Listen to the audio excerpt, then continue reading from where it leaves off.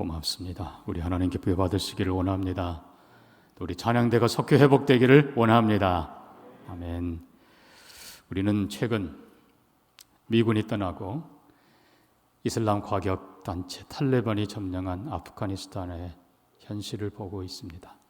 들려온 한 소식 중에 하나는 무장한 군인들이 시내 곳곳을 지키고 있다가 지나가는 시민들 무조건 불러서 휴대폰을 꺼내게 한답니다. 휴대폰을 검사해서 성경이 들어있으면 그 자리에서 사살하고 있답니다. 이게 지금 현실입니다. 사랑하는 성도 여러분, 이겐 종교가 아니에요. 너무나 비참한 모습인데, 물론 그럴 리는 없겠지만 하나님께서 우리나라를 지켜주시기를 원합니다. 신앙의 자유가 있는 나라로. 이게 얼마나 큰 축복인지 모릅니다. 우리는 지난주에 광복절 76주년을 맞으면서 하나님께서 이 땅에 우리에게 자유를 주신 목적이 무엇인가? 이스라엘 백성을 애굽의 430년 노예에서 구원하신 목적이 무엇인가? 우리를 예수의 피로 구원하셔서 하나님 백성 되게 한 목적이 무엇인가? 하나님의 계명을 행하는 사람들인데 우리가 앞부분을 살펴보았습니다. 1계명, 2계명에서 오직 우상이 아니라 폭군이 아니라 하나님만 섬기는 사람들. 그럼 이것이 최고의 축복입니다. 사랑의 하나님, 자비의 하나님, 온 세상을 지으신 만복의 근원이신 생명의 주인이신 그 하나님만을 섬기는 것이 최고의 축복인 줄 믿습니다. 이 축복 결코 빼앗기지 않고 이 신앙의 자유가 확실하게 보장되는 대한민국 되기를 소망합니다. 그러기 위해서는 우리가 예배를 더 사모해야 돼요. 그냥 그러려니가 아니라 존귀한 자들이 하나님 앞에 나아가 하나님의 얼굴을 배웠고 그분 앞에서 먹고 마시는 그 영광, 이게 예배의 본질입니다.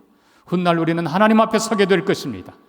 사랑하는 성도 여러분, 저 끝에서 그냥 겨우겨우 예배하는 그런 사람들이 아니라 축복의 나라에서 하나님의 얼굴을 뵙고 그분의 사랑, 그분의 영광, 그분의 은혜, 그분의 축복 가운데 풍성히 거하면서 하나님을 찬양하는 우리 모두가 되기를 소망합니다.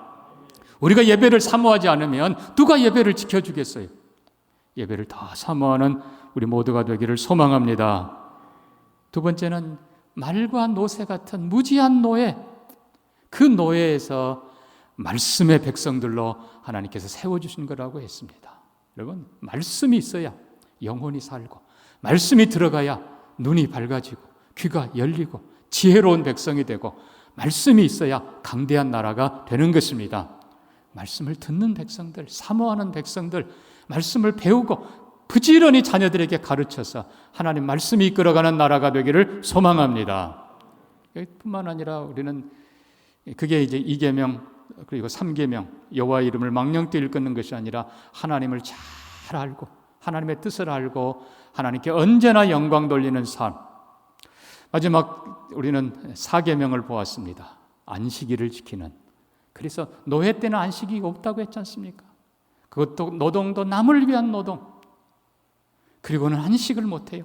그러나 하나님께서는 그 애굽의 새 풀무 가운데서 이스라엘을 구원해내시고 우리 민족을 일제합지에서 구원해내시고 우리를 하여금 자유케 하시고 일을 하되 나를 위해서 값지게 일하게 하시고 가족을 위해 일하게 하시고 나라 민족을 위해서 일하게 하시고 내가 일한 것들을 그 열매를 빼앗기지 않게 하시고 여러분 일제 때 얼마나 많이 빼앗겼는지 아십니까? 그러나 빼앗기지 않게 하시고 이 나라를 우리가 참 건강하게 일하도록 축복해 주시고 그리고 7째 날에는 하나님 안에서 안식하도록 만들어 주십니다. 이 공의와 이 평화와 이 안식, 이 축복 다시는 빼앗기지 않기를 소망합니다. 그러기 위해서 우리가 정말 성실하게 일해야 되고 또 하나님이 주시는 안식, 그냥 안식이 아니라 그랬어요. 여호와의 안식, 하나님 앞에 나아가 감사하며 몸과 마음이 새로워지고 하나님의 거룩한 은혜의 사랑을 풍성히 누리는 거룩하고 복된 백성들, 나라, 교회 되기를 소망합니다. 오늘 이제 우리가 후반부를 살펴볼 차례입니다. 하나님께서는 이스라엘 백성을 구원하시고 이 10계명을 주시는데 여러분 기억하십시오. 애굽에서 10계명을 주신 게 아니에요. 너희가 이걸 지키면 구원하겠다. 아니에요. 하나님께서 일방적으로 구원해 내셨습니다. 10가지 재앙을 애굽에 내리시고 그리고 마지막에는 어린 양 죽여 그 피 발라 문설주에 발라 애굽에는 심판이지만 하나님의 백성들에게는 자유와 구원을 허락해 주셨습니다. 우리가 구원받은 것은 우리의 노력이 아니라 하나님의 은혜요 예수 그리스도의 피 공로입니다. 아멘.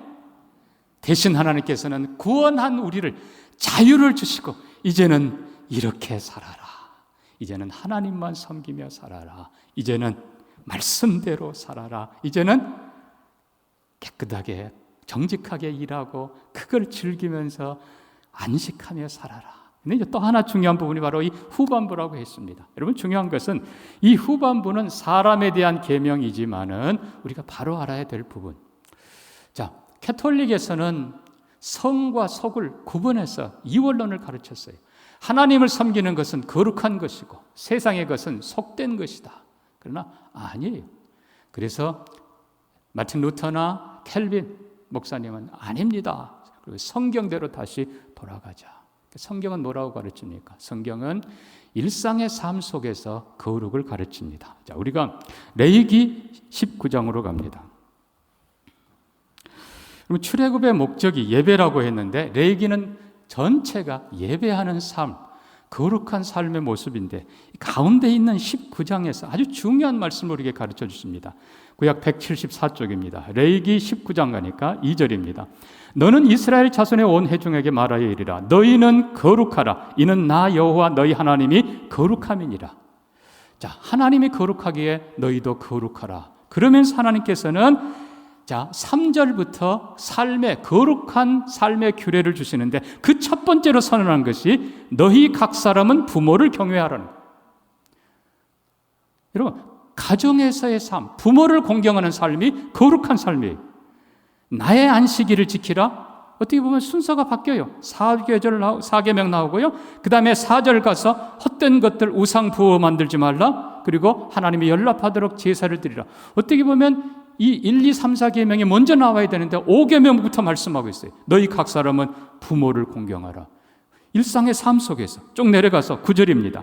너희가 너희 땅에서 곡식 거둘 때에 밭모퉁이 다 거두지 말고 내 떨어진 이삭 줍지 말고 포도원 열매 다 따지 말고 떨어진 열매 줍지 말고 가난한 사람과 그 어려움을 위해서 버려두라. 나는 여호와 너희 하나님이니라.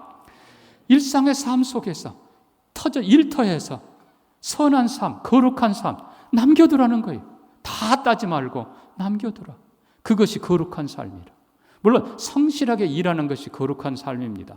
근데 성실하게 일했다고 내가 일했으니까 다 걷어간다. 아니에요. 하나님께서 남겨두라고 그랬어요. 모퉁이 것 남겨두고 떨어진 것 좀 남겨둬라. 고아와 과부와 나그네를 위해서 남겨두라. 자, 11절 가서 너희는 도둑질하지 말고 속이지 말고 거짓말하지 말고. 그럼 거기에 이제 8계명, 9계명 좀 나오죠. 내 이름으로 거짓 맹세하지 말고 그냥 쭉 내려가서 이웃 억압하지 말고 그 다음에 중요한 게 17절 8절입니다. 너는 내 형제를 마음으로 미워하지 말며 내 이웃을 반드시 견책하라. 그러면 내가 그에 대하여 죄를 담당하지 아니하리라. 이웃이 잘못하면 견책하라는 거예요. 사랑하는 마음으로 그렇게 하면 안 된다고 본을 보여주고 분명하게 또 가르치라는 겁니다. 18절입니다. 원수를 갚지 말고 동포를 원망하지 말고 내 이웃 사랑하기를 내 자신과 같이 사랑하라. 나는 여호와니라. 여러분, 이것이 거룩한 삶인 것입니다. 그래서 주일날 예배하는 삶이 아니라 가정에서의 삶도 그리고 일상에서 일터의 삶도 이웃과 함께하는 삶도 사랑해주고 배려해주고 그것이 거룩한 삶이에요. 그래서 사랑하는 성도 여러분, 이 종교개혁자들이 우리에게 가르친 아주 큰 두 가지가 있습니다. 첫째는 만인 제사장입니다. 모두가 다 하나님 앞에 기도할 수 있고 예배할 수 있고 하나님 말씀 배울 수 있고 섬길 수 있다. 이게 구약시대에 실은 가르친 성경이 가르친 거예요. 또 하나가 아까 말씀드린 대로 성 속의 구분이 아니라 모든 삶 속에 하나님을 경배하는 것. 그래서 예수님도 먹든지 마시든지 무엇을 하든지 주일의 예배뿐만 아니라 가정의 삶도 심지어 먹고 마시는 삶 가운데서도 하나님의 영광을 위하여 하라. 그게 거룩한 삶이에요. 일상의 삶 속에 거룩함이 함께하는 여러분 되기를 주의 이름으로 축복합니다. 그러면 우리가 다시 이제 12절 제5계명으로 갑니다. 내 부모를 공경하라.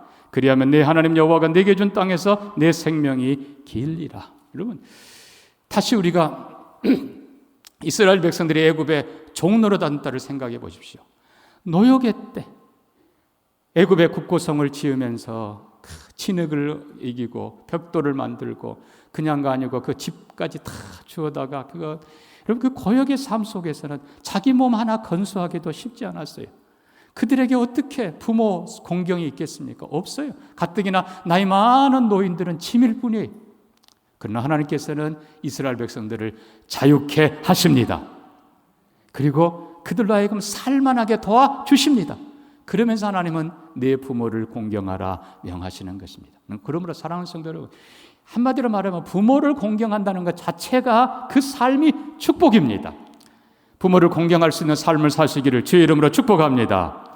그러니까 노동하는, 그냥 노동이 아니라 고역하는 그들에게는 부모도 없고 형제도 없고 그냥 내 몸 하나밖에 없어요. 미래도 없고 그러니 사랑도 없고 아무것도 없는 거예요. 그러나 하나님께서는 그들을 자유케 하시고 그들로 하여금 첫 번째 인간에게 주시는 첫 번째 계명이 내 부모를 공경하라.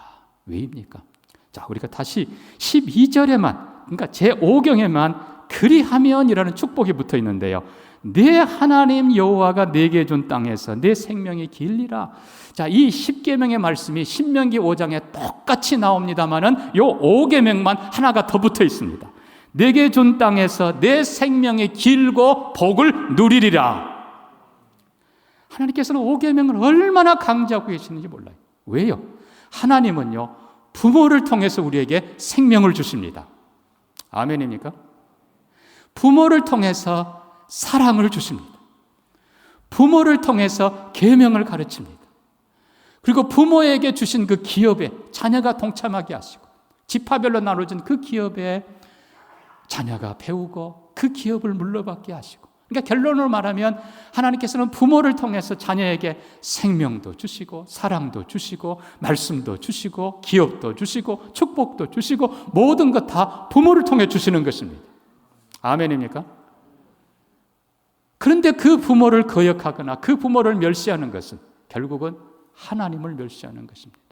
그래서 성경은 말합니다. 보이는 부모도 공경하지 못하는 자는 어떻게 보이지 않는 하나님을 공경하리요. 여러분, 부모를 잘 섬기는 가정, 부모를 잘 섬기는, 조금 더 확장해서 노인들, 그동안 많이 수고한 어르신들을 존대하는 그 사회가 복된 사회입니다. 역으로 말하면은 존경받는 부모는 아낌없이 사랑하는 자녀에게 진리를 가르칩니다. 사랑을 가르칩니다. 기도합니다. 아낌없이 나눠줄 것입니다. 이게 행복한 가정이에요. 이게 경건한 가정이에요. 사랑하는 성도 여러분 모든 가정이 이렇게 되기를 축복합니다. 노년돼서 고달프고 노년돼서 외롭고 노년돼서 괴로우면 여러분 그 사회 소망이 없어요. 결국은 그 아들 지금은 좋을지 몰라도 곧 그 사람도 이제는 10년 20년이면 노인 됩니다. 다 똑같아요. 여러분 악순환이 아니라 노인을 공경하고 그 모습을 보면서 자녀들이 배워가고 또 내가 공경했기 때문에 자녀에게서 마땅히 공경받는 선순환이 아름답게 이루어져가는 행복한 가정 되기를 주의 이름으로 축복합니다. 아까도 말씀드렸지만 결국은 힘없는 노인이지만 존경받는 그 가정, 그 사람, 하나님께서는 그 사회를 복되게 만드시고 지켜주십니다. 자, 제6계명입니다. 살인하지 말라. 우리는 다시 애굽으로 돌아갑니다. 애굽 땅에 국민의 생명과 재산을 지켜야 될 바로 왕이 히브리인들에게, 산파들에게 명합니다. 남자아이를 낳으면 죽이라. 몰래 아이를 낳습니다. 찾아내서 남자아이들을 나일강에 던져라. 실제로 나일강에 던져져서 그 악어밥이 된 아이가 거꾸로 떨어지고 있고 악어가 물려고 하는 그 모습들, 부조가 수없이 많이 발견되었습니다. 역사적 사실입니다. 여러분 이게 나라입니까? 사랑하는 성도 여러분, 아이의 생명을 천하게 여긴 바로 하나님이 심판하십니다. 징벌하십니다. 반대로 히브리 산파들은 하나님을 더 두려워해서. 왜? 생명의 주인이 하나님이시니까. 하나님을 두려워해서 그 아이들을 보호하기 위해서 오히려 바로의 명을 거역하고 산물을 지키고 아이를 지키던 그 히브리 산파들을 하나님께서 기억하시고 은혜를 베풀어 주시더라. 사랑하는 성도 여러분, 생명을 귀하게 여기는, 꺼져가는 노인의 생명도 귀하게 여겨주고, 보잘것없는, 아니야, 태중에 있는 아이라도 귀하게 여겨주는 그 가정이 복된 가정입니다. 그 사회가 복된 사회입니다. 아직도 우리나라는 안타깝게도 자살률 세계 1위입니다. 여러분, 비참한 나라예요. 여러분, 왜 현재 지금 우리나라는 낙태법이 지금 현재 없는 상태예요? 사랑하는 성도 여러분, 낙태가 웬 말입니까? 왜요? 비정상적인 가정에 임신한 아이들이 많기 때문에 그 아이들을 없애자는 거예요. 이거 얼마나 악한지 모릅니다. 하나님께서는 한 생명을 천하보다 귀하게 여기라고 말씀하십니다. 생명을 귀히 여기는 그 사람들이 그 생명 하나님께서 귀히 여겨주실 것입니다. 내 생명이 소중한 것처럼 남의 생명도 소중하고, 내 생명이 내 자식이 귀한 것처럼 남의 자식도 귀하고, 내가 귀한 것처럼 노인의 생명도 귀하고 아이도 생명도 귀한 것입니다. 사랑하는 성도 여러분, 오늘도 하나님께서는 우리 모두가 정말 생명을 사랑하는 귀한 사람들 되기를 원하십니다. 그래서 우리 각자가 생명을 소중히 여겨야 그런 사회가, 그런 나라가 생명을 소중히 여기게 될 것입니다. 사람 많이 죽인 것이 무슨 자랑입니까? 역사를 보면 히틀러를 비롯해서 사담 후세인을 비롯해서 그 생명들을 짓밟은 하나님께서 그 사람, 그 나라 반드시 멸망시키십니다. 반대로 생명을 소중히 여기는 모든 사람들 하나님께서 귀하게 여기시고 지켜주시고 축복해 주실 것입니다. 생명이야말로 다른 모든 건 다 마찬가지지만 생명이야말로 하나님께 속한 소중한 것입니다. 우리 모두가 생명을 소중히 여기는 우리 모두가 되기를 주의 이름으로 축복합니다. 간음하지 말라. 제 7계명입니다. 간음하지 말라. 음란한 삶에서 거룩한 가정, 거룩한 공동체를 세우기를 하나님은 원하십니다. 여러분, 중요한 것은 당시 애굽이 얼마나 음란한 나라였는지 모릅니다. 애굽의 수많은 우상들, 두 가지만 예를 듭니다. 먼저는 요셉이 일했던 보디발의 아내, 그 아내가 요셉을 유혹합니다. 그러면 이게 특별한 일이 아니었어요. 그때 당시에 그런 기록들이 비일비재했습니다. 애굽의 여인들이 음란했습니다. 하나님은 그거 기뻐하지 않으십니다. 그리고 애굽은 우상이 가득한 나라입니다. 근데 여러분 보세요. 수많은 우상들, 그 많은 우상들이 어떤 거는 머리는 사람인데 몸은 짐승이에요. 반대로 어떤 거는 몸은 사람인데 머리가 이상한 짐승들이에요. 그게 어디서 나온 건지 아십니까? 말하기도 부끄러운 짐승들과의 혼잡한 성생활에서 온 것들입니다. 하나님께서는 분명히 말씀합니다. 애굽의 규례를 따르지 말지니라.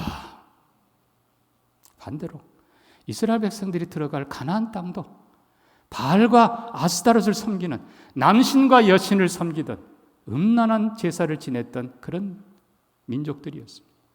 하나님께서는 말씀합니다. 그 땅이 그들을 토해내리라. 더럽고 음란한 백성들, 하나님 그들을 토해낸다고 말씀하세요. 말라기서 2장 15절에 말씀합니다. 아담을 위해서 하나님께서 하와 한 사람을 왜 하나만 지으셨느냐? 이는 경건한 자손을 얻고자 함이라. 아멘입니까? 한 아담, 한 남자에게 하나님께서는 얼마든지 만들 수 있지만 하와 딱 한 사람만 지어주셨습니다. 한 남자와 한 여자가 온전히 전인격으로 사랑하며 한 몸 되어 살아가는 가정. 하나님께서 그 가정을 경건하다 부르십니다. 이거 외에 모든 것은 다 음란입니다. 죄입니다. 아멘입니까? 죄예요. 그래서 결국 애굽의 모습도 가나안의 모습도 다른 표현을 하면 인간의 짐승 같은 본성대로 사는 삶, 그게 바로 그들의 모습이었어요. 그리고 역사를 보면 소돔과 고모라가 음란한 죄 때문에 유황불로 불태워집니다. 로마가 음란한 것 때문에 결국은 무너집니다. 여러분, 로망스가 결국 로man틱, 결국 로마에서 나온 스타일인데 이게 다 음란한 것들입니다. 역사를 보십시오. 폼페이를 비롯해서 비참하게 무너진 모든 나라는 다 음란한 나라들이었습니다. 하나님께서는 반드시 무너뜨리십니다. 왜요? 생명의 가치가 거기에는 다 무너지고 가정의 가치가 다 무너지기 때문에 그렇습니다. 신명기 27장에 보면 하나님께서는 모세에게 말씀합니다. 너희가 가나안 땅에 들어가면 백성의 절반은 그리심산에 서고 그리고 백성의 절반은 에발산에 서라. 그리고 레위 족속으로 하나님 말씀을 선포하게 하라. 거기 보면 이렇게 돼 있어요. 신명기 27장 14절 이하입니다. 레위 사람은 큰 소리로 이르기를 우상은 여호와께 가정하니 그것을 세우는 자마다 저주를 받을 것이라 할 것이요 모든 백성은 아멘 할지니라. 그의 부모를 경홀히 여기는 자는 저주를 받으리라 할 것이요 모든 백성은 아멘 할지니라. 객이나 고아나 과부의 송사를 억울하게 하는 자는 저주를 받을 것이라 할 것이요 모든 백성은 아멘 할 것이라. 그의 아버지의 아내와 동침하는 자는 저주를 받을 것이라 할 것이요 모든 백성은 아멘 할 것이니라. 이어서 가나안 땅에 있었던 너무나 추악한 음란한 모습들이 선포되고 저주를 받을 것이요 모든 백성은 아멘 할지니라. 짐승과 교합하는 모든 자는 저주를 받을 것이라. 모든 백성은 아멘 할 것이라. 이 율법의 말씀을 실행하지 아니하는 자는 저주를 받을 것이라 할 것이요 모든 백성은 아멘 할지니라. 여러분, 하나님께서는 강력하게 인간의 악한 본성을 따라 살아가는 애굽을 그리고 가나안 잘못된 음란한 문화를 철저히 무너뜨리시고 경건한 백성, 거룩한 백성으로 살기를 원하십니다. 이 시대도 마찬가지입니다, 여러분. 그리스도인들이 앞장서서 경건한 가정, 거룩한 가정, 깨끗한 가정, 부모를 섬길 줄 알고 생명을 귀히 여길 줄 아는 행복한 가정을 세워가는 저와 여러분 되기를 주의 이름으로 축복합니다. 15절입니다. 8계명부터 도둑질하지 말라, 내 이웃에 대해서 거짓 증거하지 말라, 결국은 내 이익을 위해서 혹은 내 명예를 위해서 남을 거짓되게 하는 것, 그 다음에 17절 10계명 마지막 계명 내 이웃의 소유를 탐내지 말라. 결국 이건 다 앞에서 탐욕에 대한 것입니다. 탐욕을 부리지 말라. 탐욕 대신에 너희는 사랑과 배려의 공동체를 이루라. 여러분, 이미 말씀드린 대로 그들은, 이스라엘 백성들은 애굽에서 노예 생활을 했지만 그저 나 한 몸 그냥 먹고 살겠다고 그렇게 했습니다. 그러나 하나님께서는 그들에게 자유를 주시고 그들에게 약속의 땅을 주시고 그들에게 새로운 삶을 주시면서 너희는 서로 배려하라. 아까 제가 말씀드린 레위기 19장에 나오는 그 삶이에요. 하나님이 내게 주신 그 약속의 땅에서 너희가 농사를 짓고 너희가 거둘 때에 반모퉁이 건 좀 남겨둬라. 그리고 떨어진 이삭 좀 남겨둬라. 너희가 포도를 심고 그리고 포도를 거둘 때에 모퉁이 건 좀 남겨두고 떨어진 것 좀 남겨둬라. 고아와 과부와 객과 나그네를 위해서 남겨둬라. 그들이 그것이라도 주어서 먹으면서 너를 하나님 앞에 축복할 것이고 내가 너에게 복을 주리라. 여러분, 우리가 기억해야 될 두 가지가 있습니다. 물질에 대해서. 첫째는 11조입니다. 왜요? 하나님께서 이스라엘 백성들에게 약속의 땅을 기업으로 주셨습니다. 아멘입니까? 하나님이 주신 거예요. 하나님은 12지파에게 기업을 주시고 그리고 그들에게 사람답게 살도록 복을 주십니다. 어떤 사람이 이렇게 말할지 모릅니다. 내가 내 힘으로 이 재물을 얻었다. 그러나 신명기 8장을 보십시오. 하나님이 말씀합니다. 아니라 여호와가 네게 재물 얻을 능을 주셨음이라.